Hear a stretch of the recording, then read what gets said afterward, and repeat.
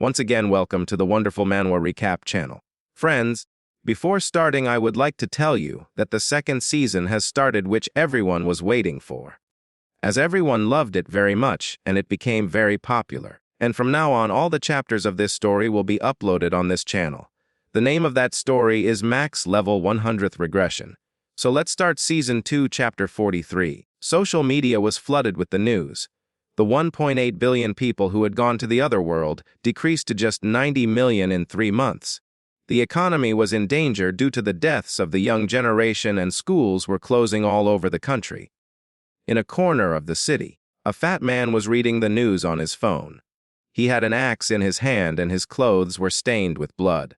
He was angry because the 4th round had just ended and many players had already died. He felt as if he had lost. According to breaking news, after the 4th round, the number of players killed by other players had suddenly increased. Thousands of security cameras were destroyed, and the city was now completely lawless.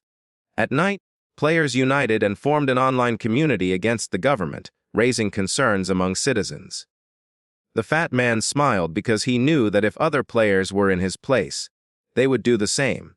He picked up his phone, put it in his pocket, stood up and said, "What's wrong with doing what you want to do before you die? You can do whatever you want to do, so people shouldn't be so pressured by rules and restrictions." Then, in anger, he picked up his axe and slammed it into the ground, causing the ground to shatter into pieces. The anger he had suppressed burst out because now no one could stop him. With a cocky smile, he declared himself superior to all the other players. He had already killed everyone in the room. The room filled up with corpses, and the fat man started laughing. Who should I kill now? He asked himself. He was a little nervous but also happy, as this was the first time he had killed someone in real life. However, the feeling he was expecting was not what he felt. Maybe it was because he had already experienced all this in the 4th round, he thought. But he was angry because killing ordinary people only gave him 1 stack, while the players he hunted in the 4th round were more skilled, he reasoned.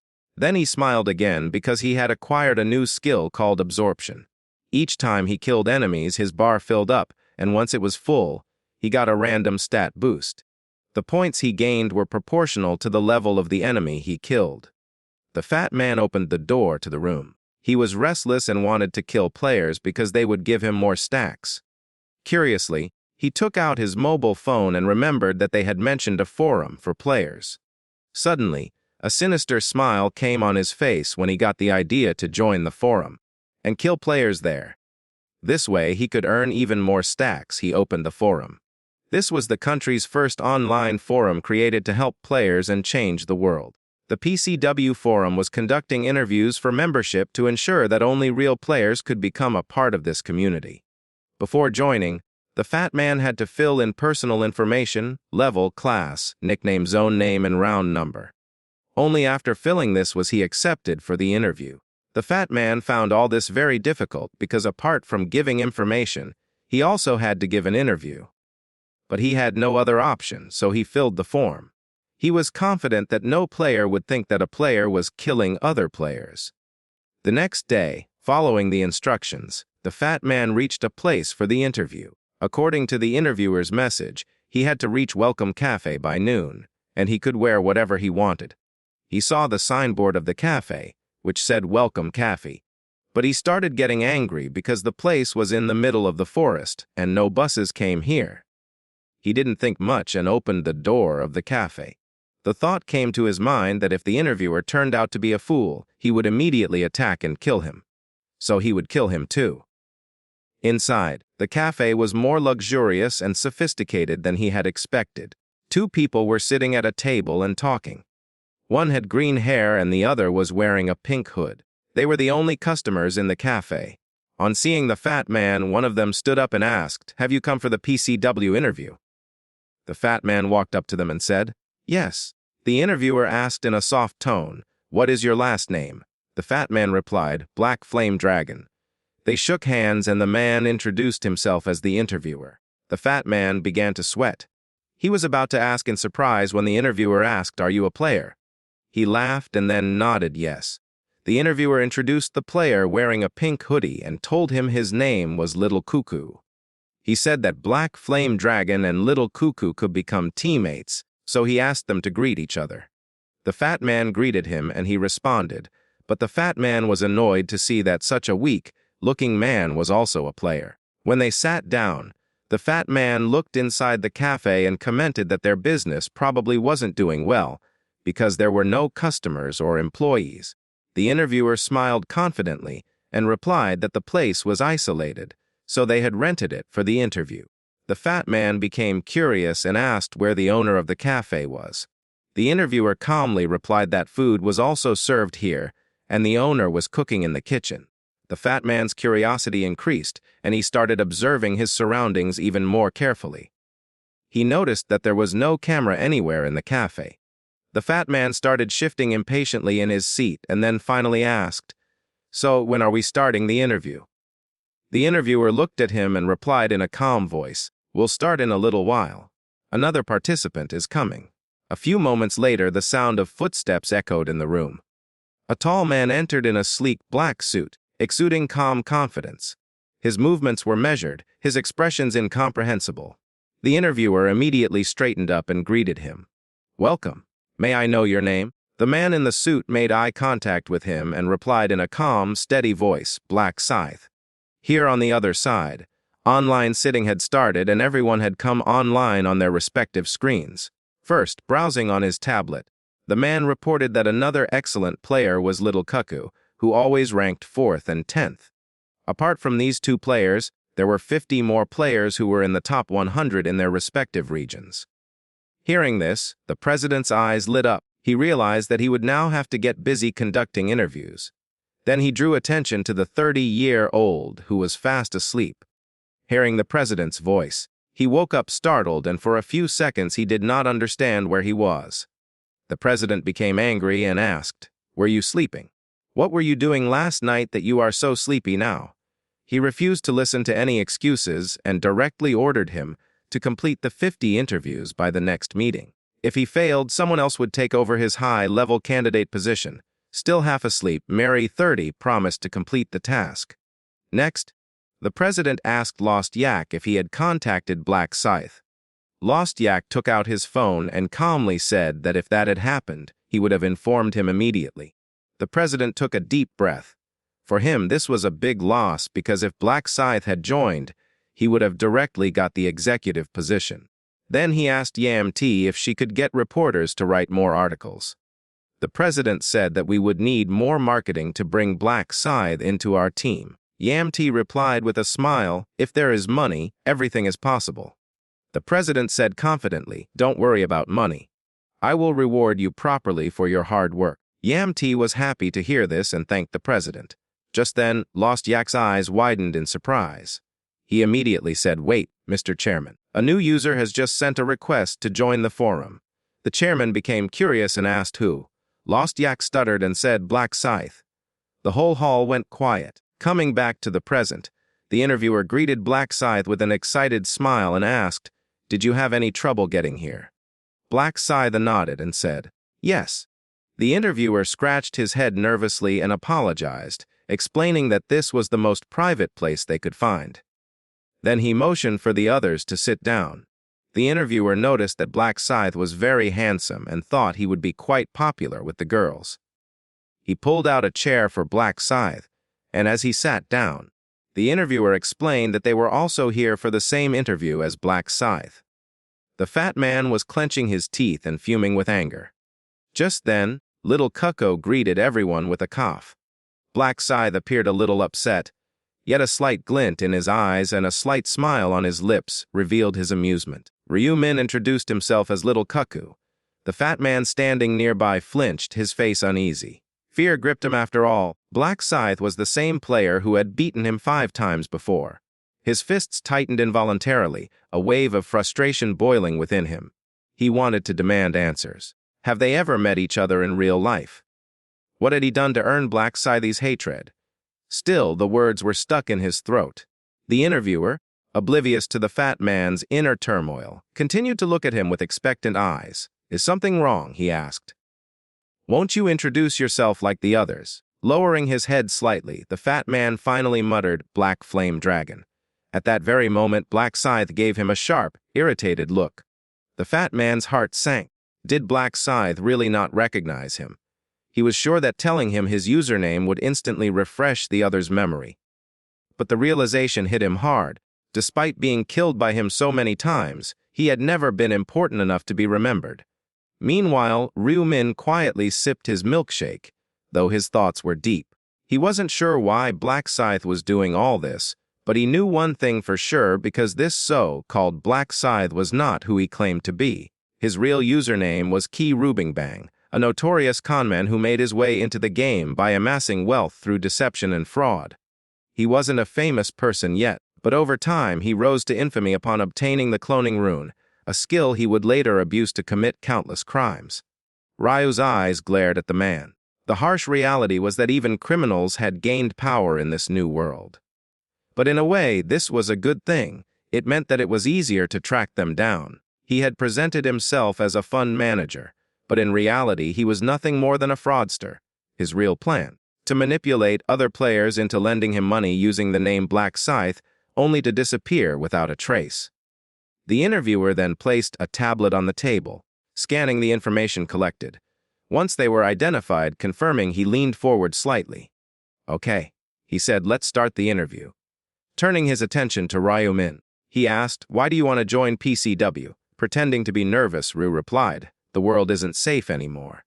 I don't feel comfortable going out alone, so I thought it would be best to stay with other players for safety." Satisfied, the interviewer nodded before turning his attention to the fat man. "And you?" The fat man hesitated for a moment. He couldn't admit that he came here with the intention of killing other players. Clenching his fists, he strained to answer. "I have the same reason as Ryu," he said, choosing his words carefully. "I can't even go to school anymore, and with the next round approaching, I thought this would be the safest option." Next, the interviewer turned to Blackie. "And you?" Kim In-ho said, leaning back in an arrogant pose. "I saw a post on a forum and got curious." "That's it," he said dismissively. The interviewer showed a nervous smile. Meanwhile, Ryu immediately saw through the act. Whatever Blackie's site said was meaningless. He was already involved in it. Then, the interviewer's demeanor changed. He clasped his hands together. A wicked smile spread across his face as he revealed the true purpose of this meeting. "There is one final condition," he said, amusement laced in his voice. "To pass this interview, you have to kill someone." Ryu widened his eyes, pretending to be shocked.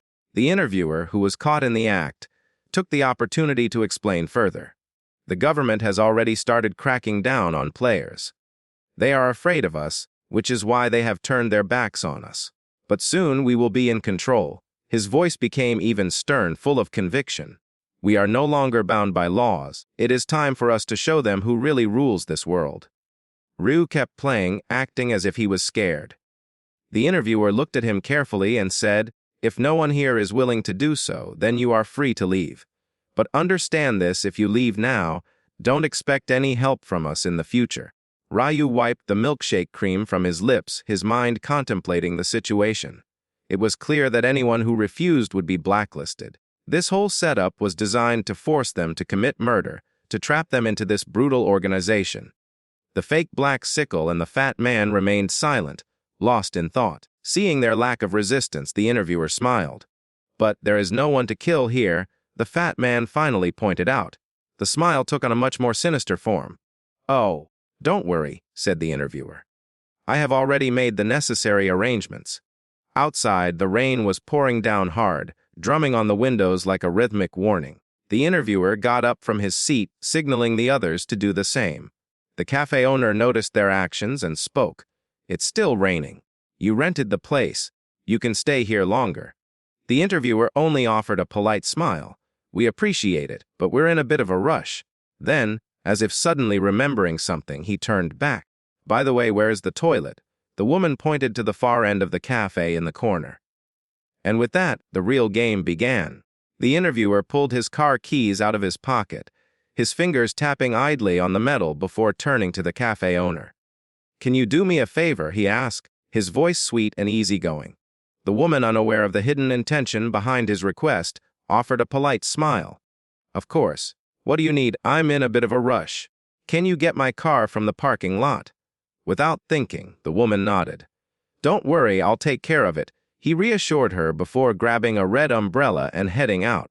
Heavy rain was falling on the pavement as she walked towards the parked car, water splashing beneath her feet. She closed the umbrella and reached for the door handle. But just as she opened it, several hands reached out from the darkness behind her. A sigh had barely escaped her lips when a powerful grip seized her throat. She struggled, her fingers clawing at the invisible attacker's arm, but her efforts were futile. In a matter of moments, her body went limp. The one who had planned this attack was none other than the interviewer himself. When he saw her faint in his grasp, a cruel smile formed on his lips. His plan worked flawlessly. Inside the cafe, both Ryu and the fat man were stunned by what they had just witnessed. Ryu's voice broke the silence. "What are you doing?" His tone was calm, but his sharp gaze revealed his boiling anger. The fat man, who was visibly shaking, took a step back. Why did you do that?" Without acknowledging their questions, the interviewer effortlessly picked up the woman's unconscious body and turned to them. "Stop standing around. Get in the car." There was a clear authority in his voice, as if their compliance was expected. Raindrops slid down his limp fingers as he placed the woman in the back seat. The fat man hesitated, shifting uncomfortably, but eventually got into the vehicle behind Ryu. As the car drove through the rain-soaked streets, silence hung in the air, filled with latent tension. The only sound was the rhythmic drumming of raindrops on the windshield. Destination: a desolate, abandoned building on the outskirts of town. Upon arrival, the interviewer came out first, hoisting the woman onto his shoulder like she was nothing more than a sack of grain. As he led them into the dimly lit building, the others followed, their footsteps echoing on the broken concrete floor. He placed the woman on the ground unceremoniously and stood upright, his face cold. "Now," he said, his voice sharp as a blade, "who's going to kill her?" His eyes fell on the fake black scythe, a sinister smile spreading across his face. "How are you?" The fake black scythe barely hesitated before nodding. "Okay?" But before he could continue, another voice cut through the tension. "Wait!" All eyes turned to Ryu, who had been silent until now. The interviewer's eyebrows rose in curiosity. "What is this?" Ryu slowly took a step forward, his gaze uncomprehending. Then, in a calm voice, he asked, "Can I have this?" The interviewer's face lit up with curiosity. He hadn't expected that. "Oh." He turned to the fake black scythe. "Are you willing to give up your turn?" The fake black scythe merely shrugged. "Do whatever you want." As Ryu walked past him, Kim gave a smug smile. "Good job," he sneered. "You're doing me a favor." Ryu turned his cold gaze on him and replied in an emotionless tone, "Thank you. I'll make good use of the cloning rune." The smile on Kim's face faltered. A look of confusion crossed his face, but before he could react, Ryu's hand reached out and gripped his throat with unflinching force. There was no warning, no hesitation. A terrible crack echoed through the empty building as Ryu twisted Kim's neck with brutal efficiency. His body fell to the ground, lifeless. The black flame dragon and the interviewer were frozen in place, their faces drained of color. The interviewer stumbled back, his voice trembling. You killed him." His eyes darted between Kim's corpse and Ryu, a look of disbelief filling his face. "Do you even realize what you've done?" He was the Black Scythe, a legend. His voice wavered with shock and fear. "Have you lost your mind?" Ryu slowly raised his head, his expression as cold as the grave. His sharp gaze met the interviewer's trembling form. "You talk too much," he said in a flat tone. The interviewer felt his heart pound against his ribs. Those eyes, his breath hitched with a horrifying feeling. It wasn't just the look of a killer, it was the look of a predator. It was as if some apex beast had marked him as prey. He instinctively stepped backwards, but Ryu was no longer looking at him. Instead, his attention was on something invisible, until suddenly, a transparent system notification popped into existence before his eyes. "You have killed another player while impersonating them. Activation conditions met. You have obtained a hidden rune, the Doppelganger rune. This rune will automatically attach itself to your body." A small, satisfied smile played on Ryu's lips. He had obtained the Doppelganger rune. And what about the man who was to be infamous in the future? Ryu didn't care about that in the slightest. Ryu's eyes fell on the lifeless body lying on the ground, his expression indecipherable. His decision to impersonate Little Cuckoo proved far more beneficial than he had expected. The interviewer, now seething with anger, turned toward him, his voice shaking with rage. "Little Cuckoo, Tell me about yourself. Why did you kill Black Scythe? Ryu, unperturbed by the explosion, reached into his coat and pulled out a white mask. In slow, deliberate movements, he secured it over his face. A strange gleam flashed in his eyes. He replied in a cold tone, "Kim is a fool who dared to steal my identity." The interviewer stiffened. His breath hitched as confusion filled his mind. His thoughts were racing. He was trying to decipher Ryu's mysterious words, but nothing made sense. Meanwhile, Ryu's attention had already shifted. His gaze fell on the unconscious cafe owner lying motionless on the cold floor. The interviewer's anger flared even more. He clenched his teeth, pointing at the woman, his face contorted with despair. "If you were so desperate to kill someone, you should have killed him. Not the Black Scythe," he roared. Unperturbed by her anger, Ryu walked silently toward the woman. He sat down next to her, reaching out to pick up something thrown on the ground, a folded garbage bag. With a detached expression, he slowly opened it, his voice devoid of emotion as he muttered, "The fake Black Scythe is as worthless as you are." The interviewer's anger boiled over. He heaved his chest up as he took a deep breath, his fists clenching until his knuckles turned white. His eyes burned with pure hatred. "Say that again," he growled, his voice laced with venom. Ryu didn't respond. He simply stood to his feet, his movements steady and calculated. The interviewer, his patience broken, reached for his weapon. In an instant, a gleaming golden sword appeared in his fist, its glowing blade resonating with energy. Still, Ryu remained unperturbed. Without worry, he extended his hand. A dark, ominous energy began to swirl around him, his presence thick with an unnatural darkness. Slowly, the energy gathered, taking shape, his weapon emerging from the shadows. The interviewer's eyes remained fixed on him, and for a brief moment hesitation flashed across his face. Eyes locked on him, and for a brief moment, hesitation flashed across his face. His body tensed as a wave of uneasiness ran up his spine. Ryu calmly sheathed his weapon back into its sheath, his gaze still sharp and piercing. Then, in a voice as cold as the void, he repeated, "Both the interviewer and Kim were useless." A chill ran down the interviewer's spine. He swallowed hard, his throat suddenly dry. But what really sent fear through his veins was the weapon Ryu used. His breath hitched, his pulse quickened. It wasn't a sword. It wasn't a dagger. It was a giant, dangerous sickle, something he had never seen in a player's hands before. Ryu rested the giant sickle on his shoulder, his piercing gaze fixed on the interviewer. He didn't say anything, but his silence itself was stifling. The interviewer's breath hitched as realization hit him like a lightning bolt. His mouth fell open in shock, his eyes wide with fear. And then everything made sense. There was only one player who used such a massive sickle as his main weapon. A shiver ran down his spine as he put everything together. Now, he understood why Ryu had said Kim was impersonating him. The weight of the truth settled in his stomach twisting in fear. Ryu's voice, cold as death, cut through the silence. "Now do you understand?" he asked, his words carrying an undeniable finality. "Now do you realize who the real Black Sickle is?" The interviewer stumbled, his legs almost giving out from under him. His chest was heaving up and down rapidly, as he was completely panicked. He had been playing with a demon all along, completely oblivious. Ryu's lips twisted into a faint, mocking smile. "I'm sorry," he said, bowing his head slightly. "I lied." The interviewer's hands began to shake violently. His grip on his sword loosened, and before he knew it, the weapon slipped from his fingers and fell to the floor. His knees buckled, and he fell to the ground in fear. His eyes filled with tears, and he began to beg wildly for his life. "Please have mercy. I didn't know. If I had understood before, I would never have understood." His desperate screams were cut short.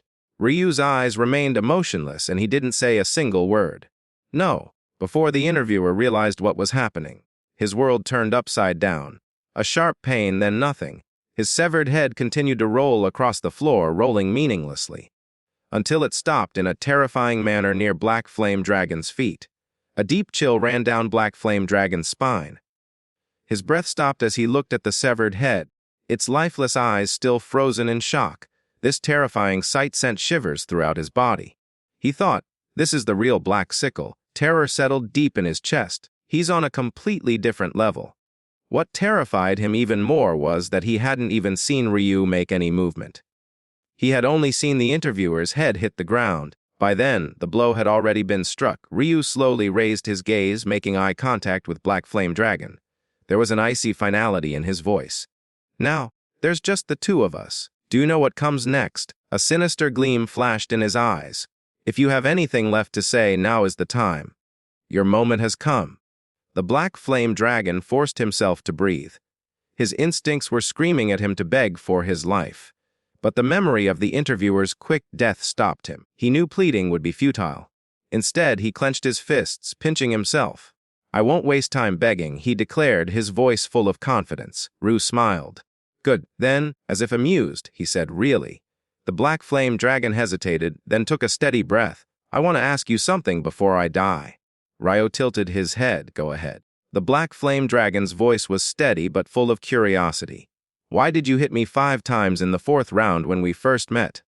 I just want to know. Ryu's response was immediate and sharp, to keep you under control. The Black Flame Dragon blinked. To keep me under control, his brows furrowed. But why? Ryu's expression remained ambiguous. Because out of everyone there, you showed potential. I had to make sure you didn't interfere with my plans. Something loosened up in the Black Flame Dragon. He hadn't realized it before, but hearing that answer made him feel a strange sense of relief, like a weight had been lifted off his shoulders. So that's why. For a moment, he almost felt at peace. Came Ryu's voice, cutting through his thoughts. Any more questions? If I finish you off right now, will you have any regrets? The Black Flame Dragon hesitated. Fear gripped his throat, but he had already decided begging was useless. Instead, he swallowed his fear and mustered up the courage to ask one last thing. Why do you want to kill me, he asked. What have I done? Ryu's expression turned as cold as ice. Because you're trash, the Black Flame Dragon stiffened. Me? What have I done? Ryu's gaze darkened. Aren't you here to kill that woman? The Black Flame Dragon hesitated before answering. Yeah, but I haven't really done anything yet. A look of irritation appeared on Ryu's face. His voice turned shrill. You think that changes anything? Ryu's expression darkened, his voice cutting through the silence like a blade. You didn't do anything. You just stood and watched, like a useless bystander. Do you think that makes you innocent? Standing by silently while a crime is being committed is just as reprehensible as committing the crime. So you don't deserve to get away with this crime. The Black Flame Dragon clenched his fists, his lips tightening. He wanted to argue, but he couldn't find the words. His silence only confirmed his guilt. Ryu exhaled sharply and spoke again a moment later. Okay, I'll give you a chance. Unlike the others, you're not completely beyond redemption. Your greatest crime is your inaction. So tell me, do you understand what this means? The Black Flame Dragon hesitated before nodding. Yes, I understand. Ryu bowed his head slightly. Good. Then let's make a deal. If you want to get out of here alive, empty out everything you have. Right here, right now. For a moment, the Black Flame Dragon stared at him confused. But when he realized Ryu was completely serious, he quickly began removing items from his inventory. His survival mattered more to him than any treasure. Ryu's eyes fell on the growing pile of loot. His interest piqued. Not bad, he thought. Orange marble stones, yellow marble stones, and even some sellable equipment. Not as valuable as black gold ore, but still a decent haul. That's it, the Black Flame Dragon said quickly, feeling the weight of the situation. Even the equipment I had, I swear I have nothing left. Ryu looked at the pile and smiled.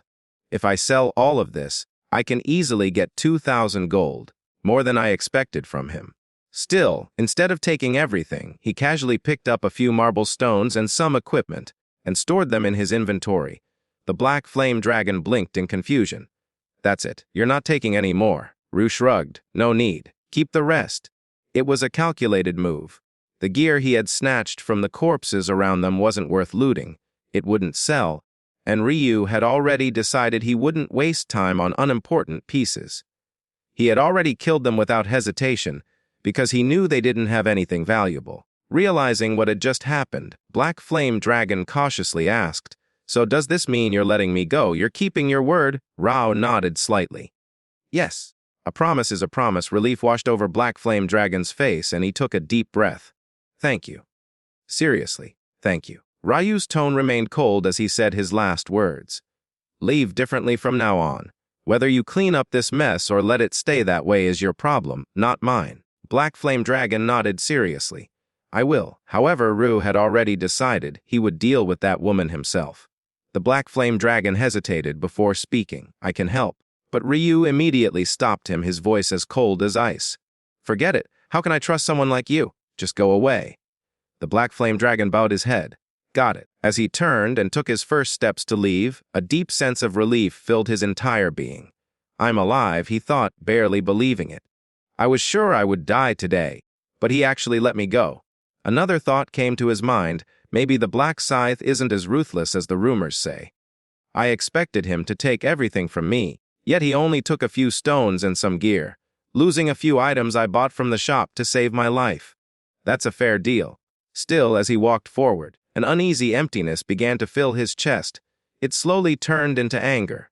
Was this really fair? Just because I stood back and did nothing, I had to suffer such humiliation. His hands clenched into fists, his frustration growing with each step. Then, almost unconsciously, his gaze shifted back to Ryu. From behind, the infamous black scythe didn't look as scary. He looked weak. Even though he's strong, he's a human just like me. If I attack him from behind, won't he die like anyone else? The thought took root in his mind, spreading like wildfire. The black flame dragon felt his grip on his axe tighten, his pulse quickening with anticipation. This is my chance. If I manage to kill him, imagine how much stronger I'll become. His level will be much higher. My stats will skyrocket. His heart was thumping as he moved forward, slowly, deliberately, closing the distance between them. Don't turn back, he whispered softly. Just stay steady. Then, with reckless determination, he raised his axe above his head. You bastard, he roared, striking with all his might. The weapon struck true, and Ryu's body fell lifelessly to the ground. For a moment, the black flame dragon froze in disbelief. Then, realization dawned, and an ecstatic smile spread across his face. He burst out laughing loudly, his voice echoing across the battlefield. I did it. I really did it, he yelled in joy. The legendary black scythe, taken down by a mere level 10 player. You let your guard down, fool. How can you trust someone so easily? But his victory was short-lived. Something seemed wrong. His victorious smile faltered as a feeling of uneasiness crept into his mind. Why didn't I get any notification from the system? He thought. Normally, as soon as he killed a player, the game would alert him of his stat increase. But now, there was nothing. No message, no stat boost, nothing. Dread filled his stomach. Slowly, he turned his head to see what was wrong. I have done this. I actually did it, he yelled happily. The large black sickle dropped by a mere 10th level player. You let your guard down, fool. How can you trust someone so easily? But his victory was short-lived. Something seemed off. His victorious smile faltered, as an uneasiness took over his mind. Why didn't I get any system notifications? He thought. Usually, as soon as he killed a player, the game would alert him of his stat increases. But now there was nothing. No messages, no stat boosts, nothing. Dread settled in his stomach. Slowly, he turned his head looking for any clues as to what had gone wrong. Then he heard a voice, which made his blood run cold. Why do you look so surprised? His body stiffened. Pushing hard, he turned towards the sound, only to see Ryu a few steps away. Standing far away, completely unharmed. A smile on his lips, a sharp gaze fixed on Black Flame Dragon. Sweat dripped down Black Flame Dragon's face. His throat was dry and he began to stutter. How? I killed you. His mind began to race. Does he have some sort of resurrection ability? Or am I losing my mind? Desperate for answers, he turned to look at the spot where Ryu's body should have been. But there was nothing there, no corpse, no blood, no sign that there had ever been a fight. It was as if his attack had never happened. Ryu's smile widened. The one you killed, he said calmly, was my clone. Black Flame Dragon's eyes widened in fear. A clone. Ryu nodded slightly. That's right. The doppelganger rune allows me to create an identical copy of myself. It can't fight, but it serves other purposes, and this little experiment has been far more valuable than I expected. The Black Flame Dragon's face contorted with anger. His fists were clenched, shaking. You betrayed me, he yelled, his voice thick with rage. The expression on Ryu's face darkened. His sharp eyes were fixed on the Black Flame Dragon. Betrayed you, he repeated, his voice laced with cold amusement. Are you really trying to be the victim here? Let me remind you, I was the one whose skull was nearly split open by the axe. Who's the real victim? The Black Flame Dragon spat, his frustration boiling over. The victim? You were the one who robbed me blindly. You bullied me and took everything from me." Ryu was silent for a moment, his icy gaze steady. Then, without warning, he raised his sickle. A sudden sense of fear washed over the black flame dragon. Something felt wrong. His body stiffened, refusing to follow his commands. His breathing became shallow and panic filled his insides. "What's happening? Why can't I move?" Before this feeling could fully subside, a flash of sharp steel separated his head from his shoulders. His decapitated body fell to the ground and his head rolled away, his wide, lifeless eyes still frozen in shock. Ryu exhaled calmly, inspecting the now quiet battlefield. There were no survivors except one. With a flick of his wrist, he activated the trace eraser. In a matter of seconds, the bloodstains and corpses disappeared without a trace. If an outsider stumbled across this place, he would never guess that a violent massacre had taken place just moments before. But one person knew the truth. Ryu turned his attention to the last remaining figure, a woman who lay motionless, her head hidden under a black bag, the only living witness to what had happened. He walked toward her with slow, deliberate steps. "I need your attention," he said, his voice steady. The woman didn't move. She remained absolutely still, her breathing barely audible. Ryu narrowed his eyes. "Stop pretending and sit down properly." At this, she hesitated, then reluctantly straightened her posture. Though the bag covered her face, he could feel her discomfort. In a soft, almost quivering voice, she asked, "How did you know I wasn't actually unconscious?" Ryu's lips curled up into a slight smile. "You thought it would be so easy to fool a player like me." The woman hesitated for a moment and then whispered, "I'm sorry." Then, shifting uncomfortably, she asked, "This bag is really full. Can I take it off now?" Ryu's reply was immediate and firm. "No. Keep it on until I leave." She nodded slightly. "Okay." Without wasting time, Ryu said, "How many customers have been here before? Do you remember their faces?" The woman thought for a moment before answering. They were 4. One of them was an old man, probably around 40 or 45. I talked to him so I remember him clearly. But the rest, their faces are blurry. Ryu watched her carefully, analyzing every word. She wasn't lying. Her uncertainty was genuine. She just needed to confirm if she saw his face. Satisfied, she gave a brief nod. "That's all I wanted to know." The woman swayed slightly, a hint of uneasiness in her voice. "So, does that mean I'm safe? It's over now?" Ryu's voice was steady but firm. "Yes, you can go home without worrying. It won't be easy. But try to forget what happened here today. And don't go to the authorities unless it's very urgent. It will only make things worse for you. There's always the possibility of retaliation." A shiver ran down her spine, but she nodded in understanding. "I won't say anything." Ryu turned slightly, ready to leave. "Good. Now, count to 60 before you remove the bag. Not a second too early." The woman swallowed nervously and began counting in a low voice. As she did so, the silence around her grew heavy. The only sound was the soft rustling of the wind on the bag covering her face. 58, 59, 60. With shaking hands, she shook the bag, her eyes darting around in search of the man who had spared her. But the place around her was eerily empty. The ruined shop remained, but there was no corpse, no blood, no sign that a violent fight had ever taken place. It was as if everything had vanished into thin air. Her breath caught. Was it all a dream? She looked around the place once more, desperate to find some clue to the mysterious man who had saved her, but there was nothing. Only an unsettling silence was left. Doubt clouded her mind, and she muttered once more, "Did this really happen?" The truth lost in the void of uncertainty would haunt her for a long time. Leaving the scene behind, Ryu returned home. As soon as he stepped inside, Ryu greeted him at the door. "Why are you wearing my hoodie?" one asked, eyeing him suspiciously. Ryu didn't bother to answer and simply walked past him. Without pausing, one followed him and asked another question. "Did you eat anything?" "No," Ryu replied coldly. Then at least order some food." "Okay," Ryu agreed. Without saying another word, he took off the hoodie and threw it in the trash. One, looking at it, frowned. "Why are you throwing it away?"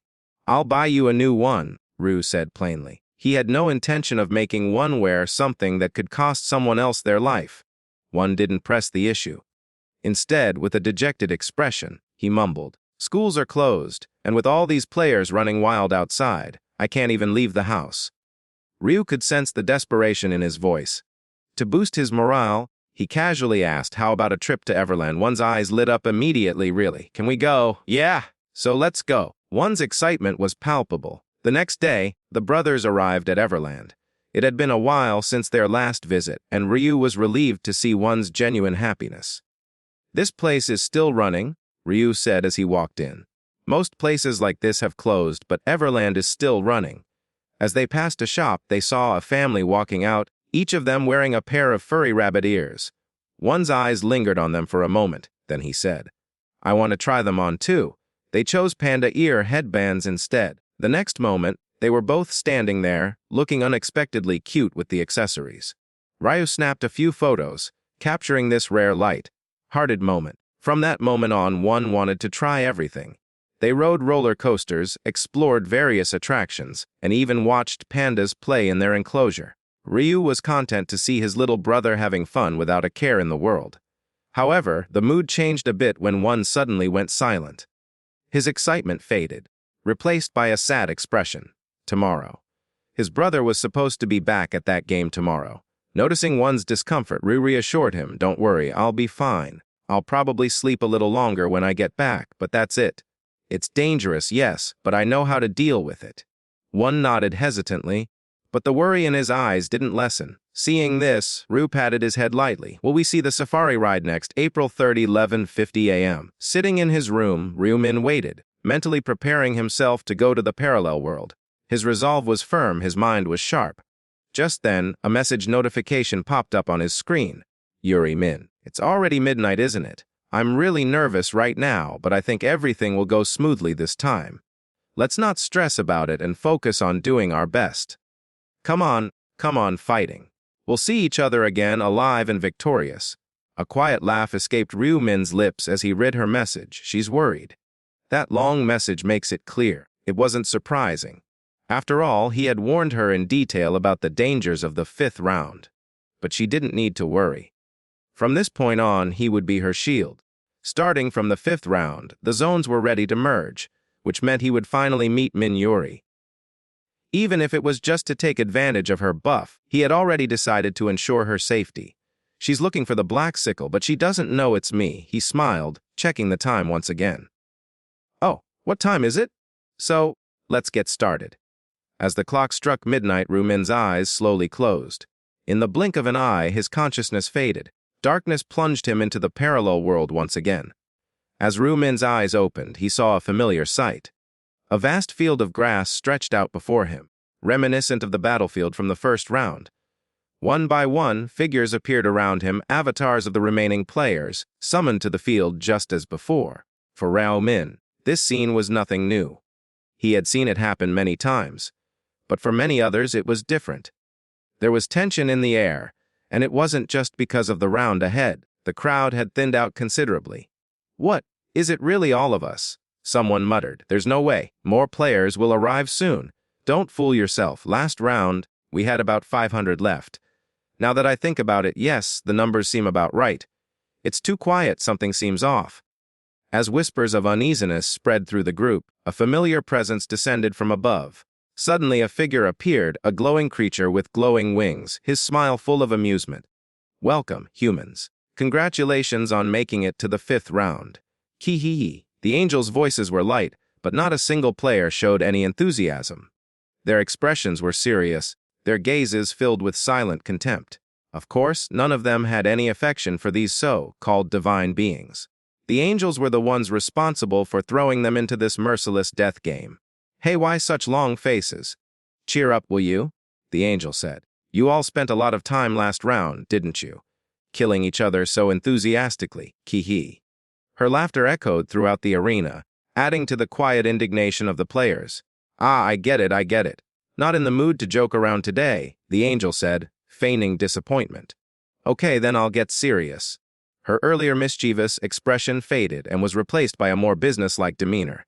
"Currently, we have 442 survivors. Originally, this round was supposed to start with 521, but it looks like we're behind by about 80.